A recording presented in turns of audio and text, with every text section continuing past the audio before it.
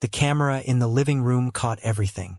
Mr. Park's hands were shaking as he watched the screen, and his wife, Mrs. Park, covered her mouth in shock. What they saw that day would change their family forever.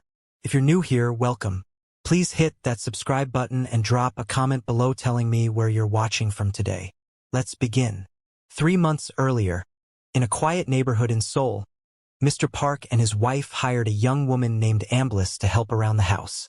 Amblis was 22 years old. She had come from Nigeria hoping to build a better life abroad. She was polite when she first arrived. She smiled a lot. The Parks liked her immediately. "You will help take care of Somi when we are at work," Mrs. Park told her on the first day. Somi was their only daughter, 13 years old, with bright eyes and a gentle voice. She loved drawing and always hummed songs while she did her homework. "Yes, ma'am, I will take very good care of her," Amblis said, smiling warmly. For the first 2 weeks, everything seemed fine. Amblis cooked, cleaned, and walked Somi to school. The Parks were happy.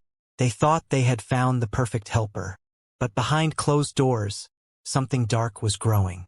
One afternoon, Somi came home from school laughing, telling Amblis about a funny thing that happened in class. Amblis was in a bad mood that day. She snapped at the girl.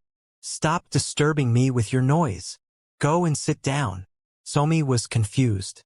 "Sorry," she said quietly and went to her room. That was the beginning. Please, if this story is touching your heart already, smash that like button. It helps this video reach more people. Now let's continue. Days passed, and Amblis's anger grew worse. Whenever the Parks left for work, she changed. The kind woman they saw in the morning disappeared, and a cruel woman took her place. "Why is your room this messy?" Amblis shouted one evening, grabbing Somi by the arm. "I'm sorry." "I was going to clean it after homework," Somi said, tears forming in her eyes. Sorry. That's all you know how to say." Amblis raised her hand and slapped her hard across the face. Somi froze. Her cheek burned red. She didn't cry loudly. She had learned already that crying loudly made things worse. "Now go and wash the dishes. And don't you dare tell your parents anything, or I will deal with you worse than this," Amblis warned, her eyes cold. Somi nodded silently and walked to the kitchen, holding her cheek. This became a pattern. Amblis would find any small reason. A toy out of place, a plate not washed properly, homework not finished fast enough. To scream at Somi, slap her, or lock her out of her room and force her to do chores instead of resting. "You are lazy. In my house, children work. You think you're a princess," Amblis would say. Somi began to shrink into herself. She stopped humming her songs. She stopped drawing. She started eating less and less, because even at the dinner table, if she made one wrong move, Amblis would pinch her under the table where the parents couldn't see. One night, Somi tried to speak up. "Auntie Amblis, please, can I tell my mom that?" Amblis's face changed instantly. She grabbed Somi's shoulders tightly. "If you tell your parents anything at all, I will make sure something bad happens to you. Do you understand me? I can make you disappear and nobody will know." Somi's whole body trembled. I understand," she whispered. From that day, Somi stopped talking. She became a shadow of herself. If you have kids in your life, please remember to check on them often. Sometimes the danger is closer than we think. Don't forget to like this video and share it with someone who needs to hear this message. Let's keep going. Weeks passed. Mr. Park and his wife started noticing changes in their daughter. She used to run to hug them when they came home from work. Now she just sat quietly in her room, staring at the wall. "Somi, are you okay? You haven't eaten your food," Mrs. Park said one evening, worry filling her voice. "I'm not hungry, Mom," Somi replied, not looking up. Mr. Park exchanged a worried glance with his wife. "She's been like this for weeks now. She's losing weight. Something is wrong. Maybe it's school stress," Mrs. Park said, though she didn't sound convinced. They decided to take Somi to the hospital for a checkup. The doctor examined her carefully. Physically, she seems fine, just underweight for her age. But emotionally, she seems very withdrawn. I would suggest you take her to see a counselor, the doctor said. The Parks followed the advice. They took Somi to a therapist every week. But no matter how much the therapist tried, Somi wouldn't open up. She just sat quietly, answering with short words, her eyes always looking down. She's afraid of something, the therapist told the Parks after one session. But I don't know what. Mrs. Park broke down crying that night. What is happening to my daughter? Is she in trouble? Is someone hurting her at school? Mr. Park held his wife's hand. We will find out. I promise you, we will find out. Little did they know, the answer was living right inside their own house. Weeks turned into a month. Somi grew even thinner. Her once bright eyes now looked tired and empty. The Parks were desperate. They took her to a different hospital for a second opinion, hoping for better answers. The new doctor ran several tests. Afterward, he called the parents into his office. Physically, your daughter is healthy, aside from being underweight. But I want to be honest with you, the doctor said carefully. In my experience, when a child shows these kinds of symptoms, sudden weight loss, fear, silence, avoiding eye contact, it is sometimes a sign of abuse. Mrs. Park gasped, covering her mouth. Abuse? Who would hurt our daughter? I don't know, the doctor said gently. But I would strongly advise you to observe her surroundings more closely. Sometimes the person causing harm is someone very close, someone trusted. Mr. Park's fists clenched at his sides. Are you saying someone in our own house could be hurting her? I'm not accusing anyone specifically, the doctor said. But it's worth looking into. That night, Mr. and Mrs. Park sat together, stunned and heartbroken. Who could it be? Mrs. Park cried. We are always with her when we're home. It's only when we're at work that she's alone with. She stopped mid-sentence. Her eyes widened. With Amblis? Mr. Park finished the sentence for her, his voice low and serious. No, that can't be true, Mrs. Park said, shaking her head.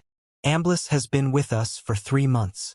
She seems so kind, so respectful. People can hide their true selves, Mr. Park said slowly. We need to find out the truth. Tonight, they decided to install hidden cameras all around the house, the living room, the kitchen, the hallway, and even near Somi's bedroom door. They didn't tell anyone, not even Somi. They wanted to see the truth with their own eyes. The next morning, Mr. Park pretended to leave for work as usual. Mrs. Park did the same. But this time, they didn't go far. They parked the car down the street and waited, watching the live camera feed from a phone app. If you're still with me, comment below and tell me where you're watching from. Please like this video before we continue. First, everything looked normal. Amblis made breakfast. She smiled and waved as Somi left for school. But the moment Somi came back home in the afternoon, everything changed.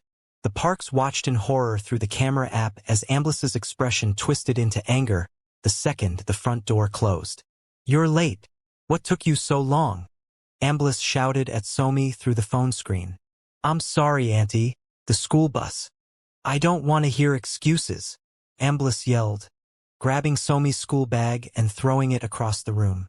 Mrs. Park's hands began to shake as she held the phone. Oh my God. Oh my God, it's true. Mr. Park's jaw tightened, his eyes burning with anger as he watched his daughter cower before the woman they had trusted. On the screen, Amblis raised her hand and slapped Somi hard across the face. Somi stumbled back, holding her cheek, tears streaming down silently. Get to your room and change your clothes. Then come do the dishes.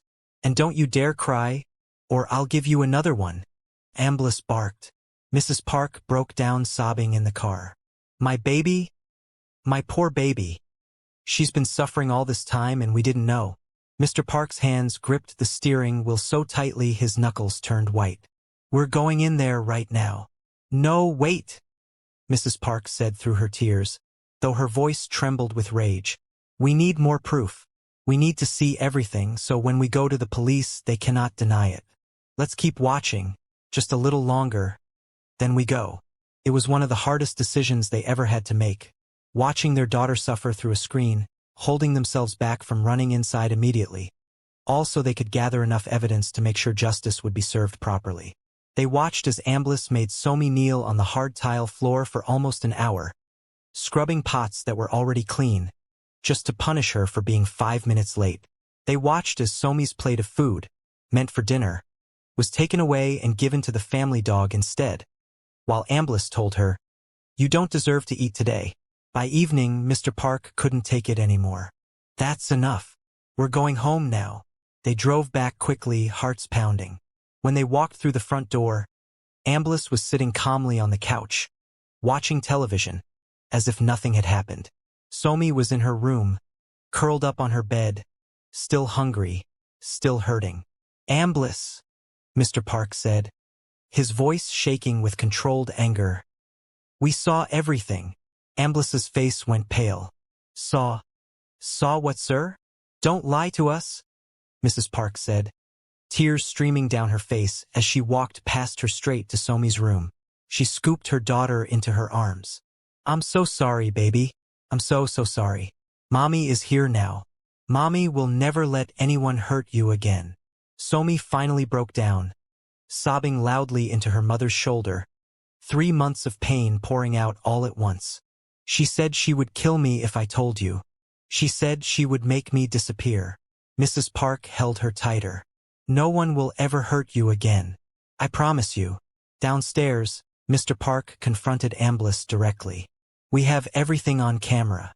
Every slap, every scream, every time you starved her, every threat you made against her life."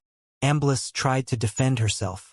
"Sir, she's a difficult child. I was only trying to discipline her." "Discipline?" Mr. Park shouted. "You threatened to kill my daughter. You starved her. You beat her almost every single day for 3 months while we trusted you with her life." The police arrived shortly after. Mr. Park showed them the camera footage, months of evidence, clear as day. Amblis was arrested that same night, taken away in handcuffs while the neighbors watched from their windows.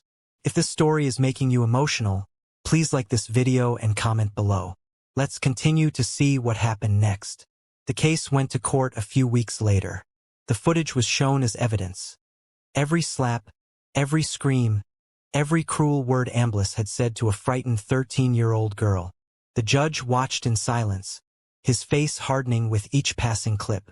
Somi, with the support of her therapist and her parents standing beside her, bravely gave her testimony in court. "She told me she would kill me if I said anything. I was so scared. I stopped eating because I was scared to even go to the kitchen when she was angry." The courtroom was silent. Even the lawyers had nothing to say. The evidence was undeniable. In the end, Amblis was found guilty of child abuse and making death threats against a minor. She was sentenced to 3 years in prison. As she was led away in handcuffs, she looked back at the Park family one last time. Mrs. Park held Somi close, refusing to let her see that woman's face again. "You will never hurt another child again," Mr. Park said firmly as Amblis disappeared behind the courtroom doors. 3 years passed. Somi grew stronger with each passing year. With the love and support of her parents, along with regular therapy sessions, she slowly began to heal. She started drawing again. She started humming her favorite songs again. Slowly, the light returned to her eyes. The day Amblis was released from prison, she walked out into a world that had moved on without her. No job would hire her once they learned of her past. No family trusted her near their children again. She had lost everything: her freedom, her reputation, and any chance of ever being trusted again. Meanwhile, the Park family grew closer than ever. They made a promise to always listen closely to their daughter, to never let silence go unnoticed again, and to always trust their instincts when something feels wrong. Somi grew up to become a counselor herself, dedicating her life to helping other children who had suffered in silence, just like she once did. She often said, "I survived because my parents never gave up looking for the truth. Every child deserves that." This story reminds us of something very important. Always pay close attention to the children around us, and never ignore the silent cries for help. If you enjoyed the story, please like this video, subscribe for more stories like this, and comment below telling me where you're watching from.